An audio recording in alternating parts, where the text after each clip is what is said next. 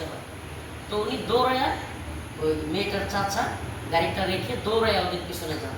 যাওয়ার পরে ওই পল্লব সহ ওরা সবাই মিলে ওই মেয়ের চাচা, আমার চাচাতো ভাই, ওকে থাপ্পড় দেয়, ওনাকে আঘাত করেন এবং মেয়েটাকেও ওনার সামনে আঘাত করেন। মেয়েটার কানের দুল পড়ে যায় এবং ওখানেই মানে ওনারা হেস্তনেস্ত করে, তারা শ্লীলতাহানি করে এবং সবচেয়ে আশ্চর্যজনক যেটা, মেয়েটাকে 2 ঘন্টার মতো আড়ালে আটকে রাখে।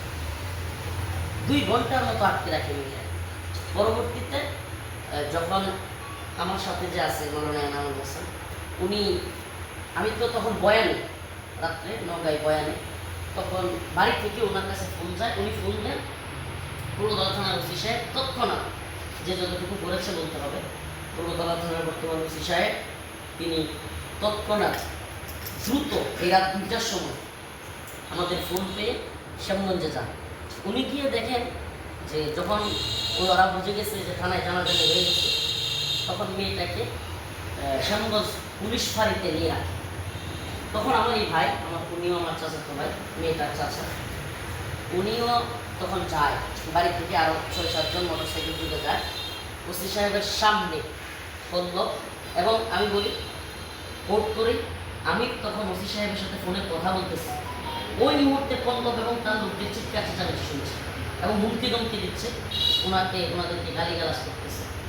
মেয়েটা যখন বলছে যে উনিও জড়িত, পল্লবের দিকে আঘাত করছে, তখন সে ক্ষিপ্ত হয়ে গেছে। এমনকি এই যে আমার ভাই, এই যে এখানে যে কালো হয়ে আছে, ওনাকে আঘাত করছে।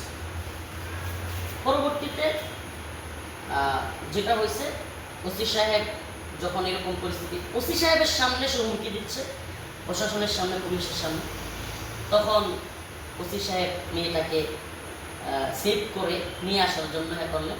কিন্তু ওরা তখন হুমকি দিল ওনাদেরকে যে তোরা বাইর হয় এখান থেকে, শ্যামগঞ্জ মোড়ে আমরা তোকে জন্ম মাইরা ফেলবো, হুমকি ধুমকি দিল।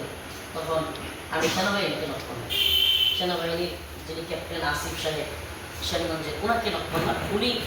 ওনাকে বললাম যে দেখেন, ওসি সাহেবের সামনে যেহেতু এগুলো করতেছে, আমার পরিবারের লোকজন নিরাপত্তাহীনতায় ঢুকতেছে, তো আপনারা একটু গেলে। তখন ওনারা যোগাযোগ করেছেন এবং তখন ওসি সাহেব এবং ওনাদের যোগাযোগের পরে আপনার প্রশাসনের নিরাপত্তায় আমার পরিবার তারা বাড়িতে আসে এবং একটা অভিযোগ দায়ের করে থানায়, অভিযোগ দায়ের করেন ওদের বিরুদ্ধে। আর পরবর্তীতে আজকে যেটা হয়েছে, আমার সাথে বা আমার পরিবারের সাথে লুৎফুজ্জামান বাবর ভাই, আমরা কারাগারে একসাথে ছিলাম, আমার নেত্রকোনার সন্তান, কী অবস্থা, ভাই কী হয়েছে, উনি আমাকে লাইনে রেখে পুলিশের ঊর্ধ্বতন একজনকে বলে দেন যে এটা যেন ইমিডিয়েট, একবারে দ্রুত যেন এটার বিচার হয়। আমি কাউকে চিনি না, ঘটনার সত্যতা যাচাই করে সাথে সাথে তোমরা ব্যবস্থা নেবে।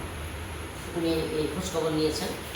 আর ছাত্রদলের যে সভাপতি রাকিব ভাই, উনি ফোন দিয়েছেন যে হুজুর আমরা ঘটনার সত্যতা যাচাই করেছি এবং তৎক্ষণাৎ আমরা ব্যবস্থা নিচ্ছি।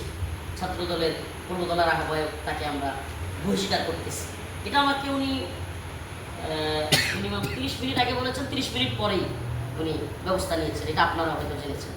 তো আমরা আপাতত, আপনারা নিজেরাও জানেন, ডিআইজি সাহেব আসছিলেন, পুলিশের আরও অনেক ঊর্ধ্বতনরা আসছিলেন, ওনাদের সাথে কথা হয়েছে। ওনারা বলেছেন হুজুর আমরা এটা সম্পূর্ণভাবে দেখব। আপাতত আমরা এতটুকুতেই ওনাদের প্রতি আস্থা রাখতে চাই, এতটুকুই বলবো। আর সবচেয়ে কষ্টের বিষয় কি, এটা আপনাদেরকে শেয়ার করি, যে 4 তারিখ 4